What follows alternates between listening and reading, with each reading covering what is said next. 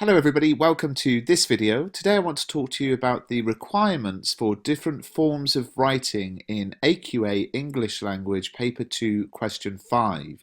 Now I've actually made a video on how to write a letter and an article, text for a leaflet, a speech, an essay, and you'll see those in my Paper 2 playlist. But there's a bit of confusion, I guess, about what features of forms do we have to use in the exam. And AQA put out a very useful and very helpful document, and I'm going to talk through some of the main things we learnt from that.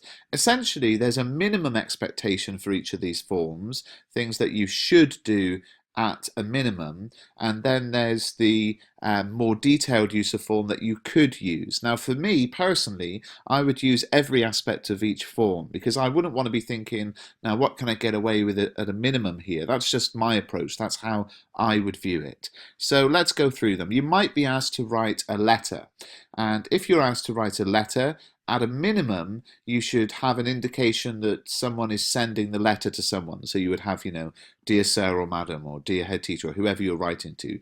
And you should have paragraphs. So that's the minimum. The more detailed use of form could include what you see on the screen. So your address, top right, a date, then their address, the formal mode of address that might be required, dear sir or madam, or dear Mr. Smith, whatever it is. Then you've got your letter in paragraphs, which are fluently sequenced, and then an appropriate mode of signing off, which of course, if you know the rule, would be yours sincerely if you started with a name, or yours faithfully if you didn't. So that's what we look at for a letter. Now let me just reiterate this. You don't have to follow the entire form of a letter as you see it here on the screen. You could, and a lot of people say, what about the addresses? That seems pointless. Yes, you could skip the addresses and just write, dear sir or madam, I'm writing, but you do have to have something that makes it clear this is a letter. Or I should say, you should have something that makes it clear it is a letter. Because if you're asked to write a letter, how would you know it's a letter if you don't have something that makes it clear you're writing a letter? For me, I would do the whole lot, but of course you don't have to. The next one is an article. So the minimum expectation for an article is the use of a simple title and the piece being written in paragraphs. Okay, so the minimum expectation, you should have a simple title. Of course, in an article, we have a headline that grabs the reader's attention and draws them in and makes them want to carry on reading. Mine here was pensioners pollute. More detail where you could have the title and then a strapline. The strapline summarizes the whole article to make readers have a look through it and see if they want to read on to find out more. Subheadings, which we've got here, again effectively fluently sequenced paragraphs, and on it goes.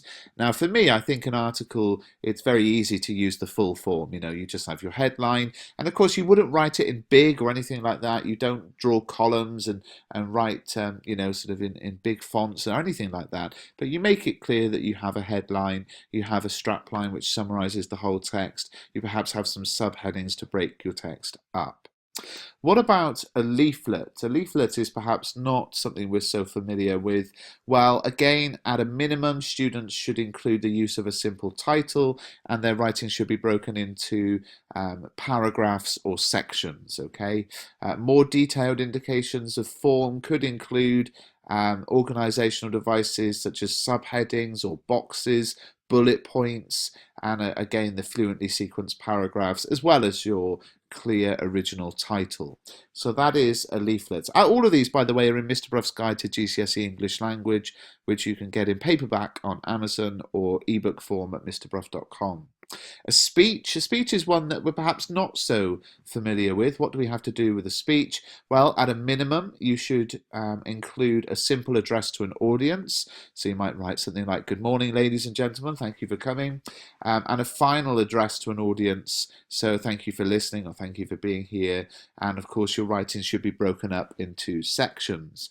You might have a more detailed approach to an audience, which could include rhetorical indicators that an audience is being addressed throughout. And you see that on the screen as well as in the revision guide, the idea that you are talking to someone is the key thing for a speech. Everything else looks pretty much the same, so it's still written in paragraphs, but you've just got those indications that you are speaking to somebody. And finally, you might be asked to write an essay. Well, essays are pretty familiar, I think, to most students, aren't they? But, you need, at a minimum, you should include a simple introduction and conclusion, paragraphs, but you might want to go beyond that and have an effective introduction, a convincing conclusion, and of course all of these ideas linked in paragraphs as well. So form is a bit of a strange one. There's been some controversy around it because it's sort of like, well, do we need to use it or not? The advice from the exam board is that at a minimum you should do the things I've talked about, but you might want to go beyond that and use the full form.